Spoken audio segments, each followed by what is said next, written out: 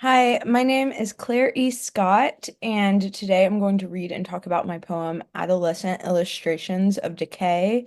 Just a little bit about me. I'm currently a MFA student in poetry at the University of Arkansas, which is in my hometown. So this piece and some others I'm working on are doing a lot of examining of growing up in this place and the cultural complexity of it with the influences of Christianity and Southern culture on my identity.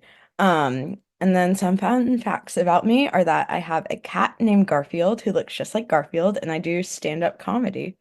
Yeah, so a little bit about this poem is I was interested in looking at how these kind of images and things that we are told as kids come to be what we believe are true in some way, how these things we learn and take in have a impact on our identity.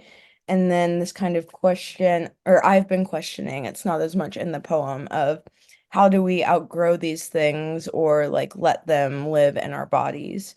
And so, in this poem, I was also interested in having kind of a lack of I of the speaker. A lot of my poems are very speaker driven and include my feelings on things, but this one was kind of a departure on that, which also plays with this lack of agency and how we become this accumulation of images, and also in this context of like biblical sexuality and the woman's expected role of complacency and kind of silence and support for the men. All of these images are things that I encountered in growing up in education, and so I will read this poem now. Adolescent Illustrations of Decay.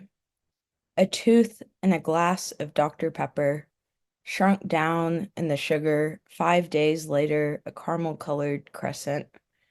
Unprotected brains in a bike accident, watermelon seeds, hot pink guts, fractured rind splattered on the rubber gym floors.